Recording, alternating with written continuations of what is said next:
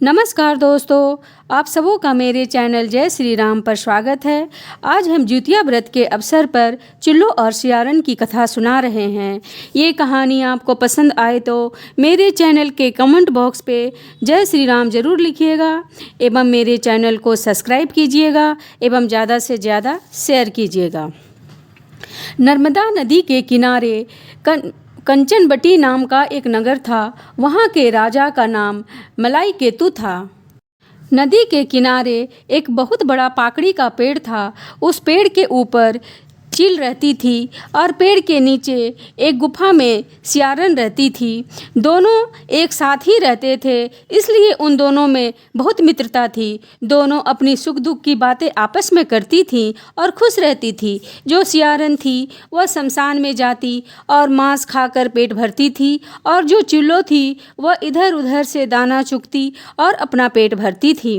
बहनों, एक दिन की बात है कि आश्विन मास के कृष्ण पक्ष सप्तमी के दिन नर्मदा नदी के किनारे कुछ महिलाओं का भीड़ देखती है। तब चील वहाँ पर जाती है और पूछती है कि ये किस चीज़ का मेला लगा हुआ है।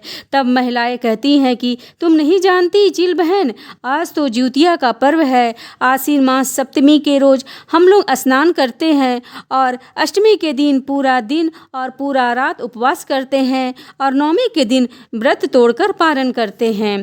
तब चिल्लो रानी बोली कि ये बहुत ही अच्छा पर्व है, तुम इसकी विधि मुझे भी बता दो, मैं भी जिउतिया का व्रत करूंगी। चील की बात सुनकर सभी महिलाएं हंसने लगी और बोली कि पक्षी रानी, तुम भी व्रत करोगी। फिर उन लोगों ने चील को सारी विधि बतला दी।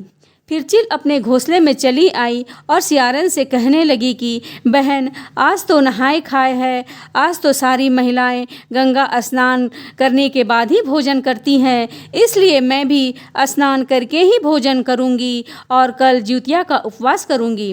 तब सियारन कहती है कि बहन, अगर तुम व्रत करोगी तो क्या मैं व्रत नहीं करूंगी? मैं भी तुम्हारे साथ अपने बच्चों की लंबी उम्र के लिए जिउतिया व्रत रखूंगी। तब चील बोली, बहन, तुम भगवान का अपमान मत करो। भगवान का अपमान करने से बच्चे के जीवन पर बुरा प्रभाव पड़ता है, और तुम तो मरे हुए लाशों को खाने वाली हो, तुम्हें कहाँ भूखे रहा जाएगा। सियारन बोली, नहीं नहीं, मैं ऐसा काम नहीं करूँगी, दोबारा मुझे ऐसा मत कहना, मैं सच में व्रत करूंगी। फिर बहनों, चील और सियारन ने गंगा में स्नान करके जो भी भोजन था उसे खा लिया। फिर कल अष्टमी के दिन दोनों ने जिउतिया का व्रत रखा। चिल्लो अपने घोंसले में और सियारन अपने गुफा में दिन काटी। फिर रात्रि हो गया। सियारन को तो नींद आ नहीं रही थी भूख के कारण।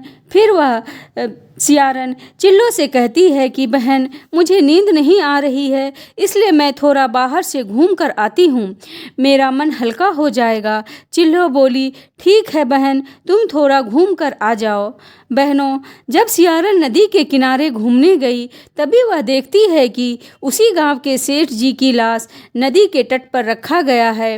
बारिश भी हल्की हल्की हो रही थी। सेठ जी के लाश को जब जलाया गया, बारिश के कारण ठीक से जल नहीं पाई और उनका लाश आधा अधूरा ही जला, पूरा नहीं जला। बहनों, जब सियारन देखी तो उसके मुंह से लाट टपकने लगा और सोचने लगी कि ये मांस तो ना ही जला है और ना ही कच्चा है, ये तो पूरी तरह से सींच गया है, इसे खाने में तो बहुत ही मज़ा आएगा, पर अभी नहीं खाऊंगी, रात्रि में आकर खाऊंगी। फिर वह आकर अपने गुफा में बैठ गई और चील के सोने का इंतजार करने लगी।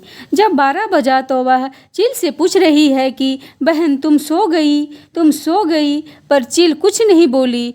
और तब चील कुछ नहीं बोली तो सियारन अपने गुफा से बाहर निकलकर नदी की ओर जाने लगी, पर चील तो अपने घोंसले से सब देख रही थी कि सियारन नदी के किनारे शमशान घाट पर जा रही है। फिर क्या था, सियारन नदी के किनारे जाकर अधजले लाश के मांस को खाने लगी और पूरा पेट भरकर खाने के बाद वह गुफा में आकर बैठ गई और बैठने के बाद पहुराने लगी और हड्डी को पटर पटर कर चबाने लगी। जब चिल्हो पटर पटर की आवाज़ सुनती है तो कहती है कि बहन, ये क्या पटर पटर आवाज़ कर रही हो। तब सियारन कहती है कि बहन, मैं दिन भर कुछ खाई नहीं हूँ, इसीलिए जब भी करवट बदल रही हूँ तो मेरे शरीर की हड्डियाँ आवाज़ कर रही है। इसी तरह सुबह हो गया।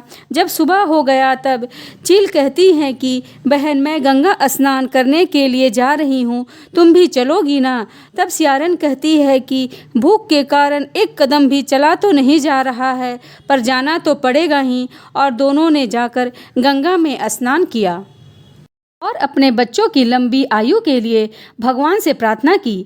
बहनों, उसके बाद बहुत सालों तक दोनों ने मिलकर ज्यूतिया व्रत किया और सियारन ने एक भी ज्यूतिया का व्रत पूर्ण रूप से नहीं किया और चिल ने अपनी सभी ज्यूतिया व्रत को नियम से किया। और पारण में चिल्हो गौशाला में जाकर गाय का दूध पीती थी और सियारन शमशान घाट में जाकर मांस खाती थी।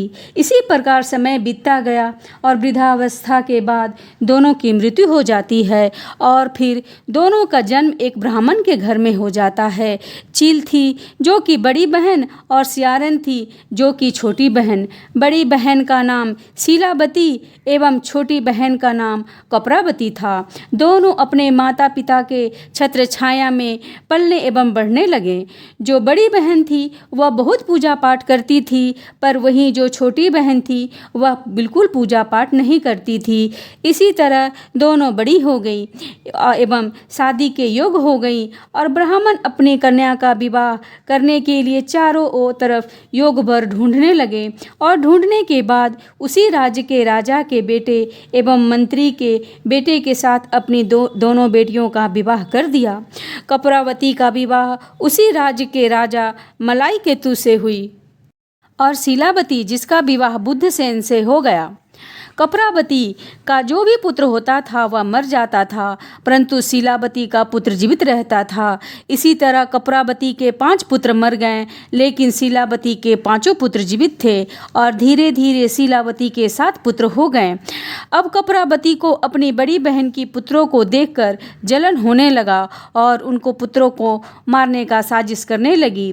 फिर शीलावती के 7 पुत्र को अपने घर में बुलाती है और साजिश के तहत सभी का सर कटवा देती है और अपने बहन के घर जाती है यह बतलाने के लिए कि उसका पुत्र मर गया है, लेकिन जाने के बाद देखती है कि उसके 7 पुत्र अपने माँ के पास खेल रहे हैं। ये देखकर वह बहुत दुखी रहती है। तब राजा अपनी पत्नी से कहता है कि तुम इतनी दुखी क्यों है। तब वह कहती है कि मुझे आपके मंत्री के बेटे के लाश को देखना है, अगर ऐसा नहीं हुआ तो मैं अपने प्राण को त्याग दूंगी। मुझे उसके 7 पुत्र का सर चाहिए, नहीं तो मैं अपना प्राण को त्याग दूंगी। फिर राजा मंत्री से कहता है कि मैं शिकार पे जा रहा हूँ, तुम भी अपने 7 पुत्र को हमारे साथ जाने दो। मंत्री के मन में कोई कपट नहीं था, इसलिए वह अपने 7 पुत्र को राजा के साथ भेज दिया। राजा 7 पुत्र को वन में लेकर गया और उसके टुकड़े कर दिए। टुकड़े करने के बाद 7 बच्चों का सर एक थैला में भर लेता है और उसके शरीर को पत्ते के नीचे छिपा देता है। बच्चों का सर लेकर अपनी रानी को दे देता है और रानी ने उस थैला को अपने बहन को ले जाकर दी और बोली कि आज ज्यूतिया व्रत है और इस अवसर पर मैं तुम्हारे लिए उपहार लाई हूँ। उस दिन अष्टमी था। ज्यूतिया का उपवास शीलावती ने उस थैला को खूंटी में टांग दिया। उसे तो पता ही नहीं था कि उस थैला में उसके बेटे का सर है। वह ज्यूतिया का व्रत की हुई थी और जीतवाहन से अपने बच्चों की लंबी उम्र की प्रार्थना कर रही थी। उधर जीतवाहन ने देखा कि ये तो अपने पुत्र के लंबी उम्र के लिए उपवास रखी है और उधर उसके 7 पुत्र को मार चुका है। तब वह जंगल में जाते हैं और जीतवाहन उसके बच्चों के शरीर पर अमृत छिड़क देते हैं और सभी बच्चे जीवित हो जाते हैं। और राजा साहब राजा साहब करके पुकारने लगते हैं। तब ज्यूतवाहन भगवान बच्चों को एक रथ पर बैठा देते हैं और कहते हैं कि तुम अपने घर चले जाओ। रात हो गया था, माँ भी सो गई थी। उसे तो लगा कि उसके सातों पुत्र उसके बहन के घर में हैं और वह सुबह आएंगे, पर आधी रात को बच्चे आकर दरवाज़ा खटखटाते हैं। माँ दरवाज़ा खोलती है तो देखती है कि उसके बेटे उसके सामने हैं। वह कहती है कि बेटा, इतनी रात को तुम क्यों आए हो? क्या तुम्हें छोड़ने तुम्हारे मौसा जी नहीं आए? तब बच्चे कहते हैं कि नहीं माँ, हम लोग तो जंगल में सो रहे थे। एक व्यक्ति ने हमें जगाया, इस रथ से हमें घर भेजा है। फिर माँ अपने बच्चों को अपने बगल में सुलाकर सो गई। जब सुबह उठी, पूजा पाठ किया एवं पारण किया। इसके बाद वह सोची कि मेरी बहन कल मेरे लिए क्या लेकर आई थी, जरा देखती हूँ।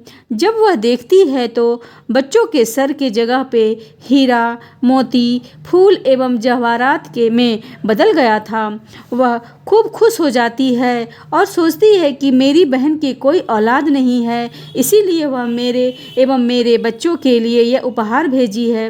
उधर रानी अपनी दासी से कहती है कि जा देख कर आ कि मेरी बहन कब रोती है। उसके रोने की आवाज़ सुनकर मेरे कलेजे को ठंडक मिलेगा। बार बार दासी को घर के दीवार पर कान लगाकर सुनने को कहती है। उधर से रोने का आवाज़ सुनाई नहीं देता है। वह बार बार दासी को बोलती है, लेकिन कोई भी रोने का आवाज़ नहीं आता है। वह सोचती है कि शायद उसे पता ही नहीं है, वह अभी तक शायद थैला देखी ही नहीं है। और ये सोचकर वह खुद ही आती है उसे देखने के लिए। फिर देखती है कि वह तो बैठकर अपने बच्चों के साथ ज्यूतिया पर्व का प्रसाद खा रही है। यह देखकर वह बहुत उदास हो जाती है और देखती है कि शीलावती तो बहुत सारे गहने पहनी है।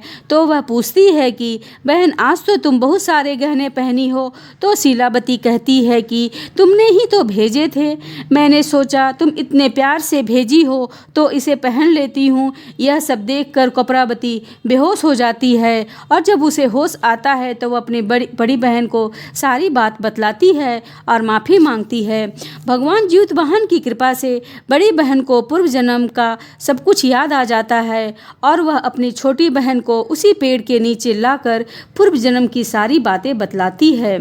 यह सब सुन करके वह फिर से बेहोश हो जाती है और जब उसे होश आता है तो वह बहुत ही रोती है और पछताती है। फिर अगले वर्ष की ज्यूतिया में अपनी बहन के साथ नियम से अष्टमी के दिन उपवास एवं नवमी को पारण की। फिर भगवान ज्यूतवाहन के आशीर्वाद से रानी के भी पुत्र हुए और दोनों बहन एक सहेली की तरह रहने लगी। जय श्री राम।